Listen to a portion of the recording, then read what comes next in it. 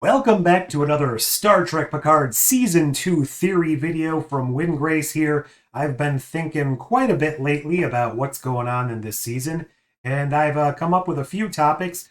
One specifically that's been gnawing at me is something that we were only introduced to in this most recent episode, episode 5, and that is Kore Soong, or Kore Soong, the daughter, and I say daughter in quotes, of Adam Soong from the 2024 time period, played by the same actress as Soji and Dodge from season 1 and the first 2.5 minutes of season 2. And we find out that she's basically allergic to life. She's not got a lot going on for her. She's unable to breathe normal air. She's unable to look at normal sunlight. She can't go outside. She really can't do anything besides exist in a vacuum, exist in a void inside of her father's house. He is a brilliant geneticist, and he is still unable to find a way to correct whatever is wrong with her. And I think there is more going on here than we were led to believe, or even led not to believe, because there's been very little information given to us at this point. So what I'm going to go ahead here and do is share what I think is actually going on based on some small scraps of information we've received from the pre-season trailer, as well as the history of Star Trek itself. Mostly, this is going back to Enterprise era stuff, which is great because I think that show needs a hell of a lot more respect. So, looking at this image here from the original season 2 trailer, we did see this appears to be a young boy meeting a cadre of Vulcans in some sort of forest. Now, this looks like it's possibly in the past of 2024, so, 2011. I'm just going to guesstimate 2011, 2010. I don't know. It could really be any time because it's just a forest. Obviously, this seems to predate First Contact. What the heck are Vulcans doing? That I don't know. However, we do know, judging from Star Trek Enterprise, if in fact this is canon, when T'Pol was telling a story about how her ancestors came to Earth in the 1940s, I believe, possibly the 1950s, but I think it was the 40s. That one of them ended up staying behind. As we know, Vulcans have a very long life. Perhaps this is another scout team trying to figure out if that Vulcan is still alive on Earth, just coming to check in to make sure things are going all right. And they happen to encounter this human boy. And it does look like they engage in some sort of mind meld, or at least like they are attempting to. Now, I've heard some theories before the season came out that this could be a young Adam Soong. I don't necessarily think that's the incorrect answer. In fact, that kind of lends credence to what I believe is going on. But now moving forward in time, logistically from where we are in Star Trek Picard Season 2, the Augment trilogy from Star Trek Enterprise is fourth season, where Eric Soong, I think this is the first time we saw, what's his name, Brent Spiner pop up, not playing Noonien or one of the Data Lord, or before all of those. He was into genetics. He was very, very into researching the augment DNA. And I think that might have something to do with what Adam Soong was doing here in 2024. So I'm going to go ahead and say Adam Soong is genetically manipulating augment DNA, normal human DNA, and he threw some Vulcan DNA in there, perhaps not even realizing that Vulcan DNA was alien. And I think that's going to make all the difference with what's going on with his daughter. Now, do I think she's his daughter?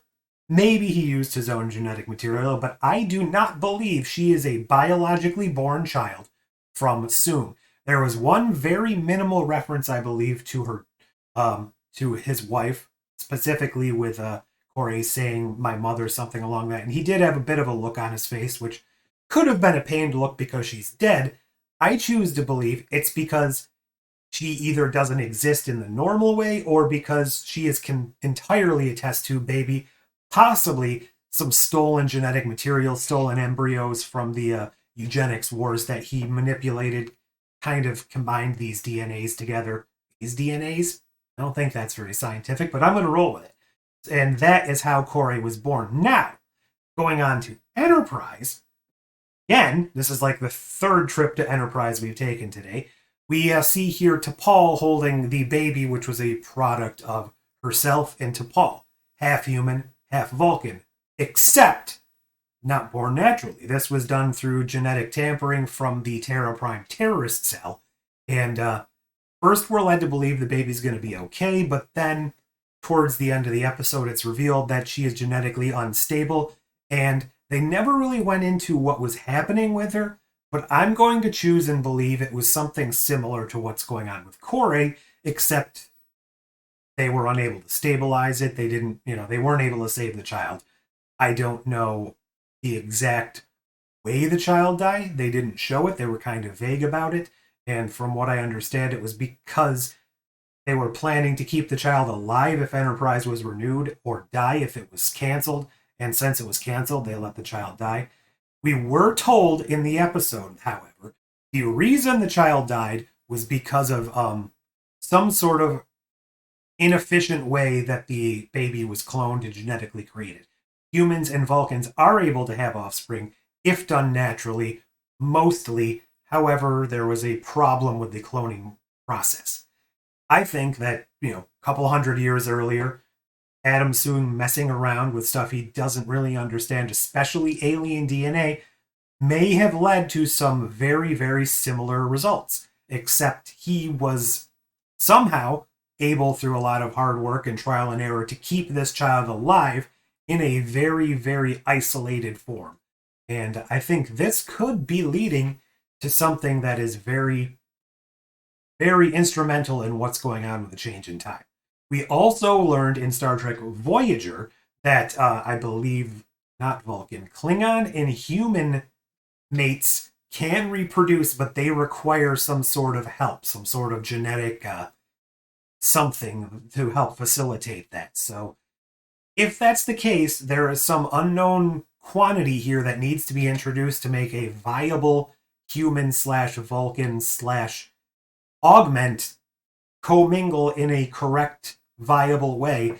I think Adam missed that, and by using whatever Q gave him to stabilize this individual, that could possibly lead to the catalyst of why time is changing. So let's just take a step back and see what would happen. In the normal timeline, I suspect Kore would not have survived much longer. If she had survived, it would have been a terrible life. The funding for Adam Soong was most likely shut down, and either she lived in isolation for not much longer, or even if it was a much longer time, she would have had very little to no impact on the world. If she is able to survive, she presents heightened abilities that are reminiscent of the eugenics wars, plus people are to find out that maybe she has some sort of non-human blood in her, which is leading to these characteristics.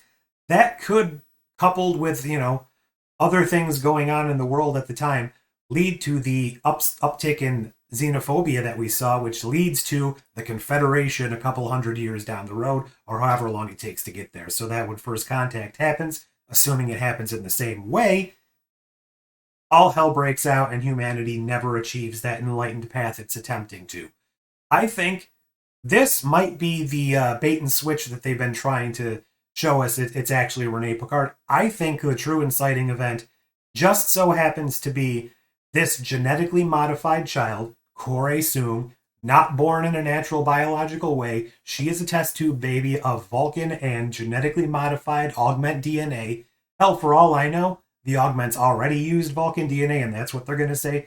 But I think if you take a look at the evidence, that might be a very, very clear indication of why humanity went the way that it did. That's obviously yet to be seen. We have not seen any scenes with these Vulcans as we did in the trailer.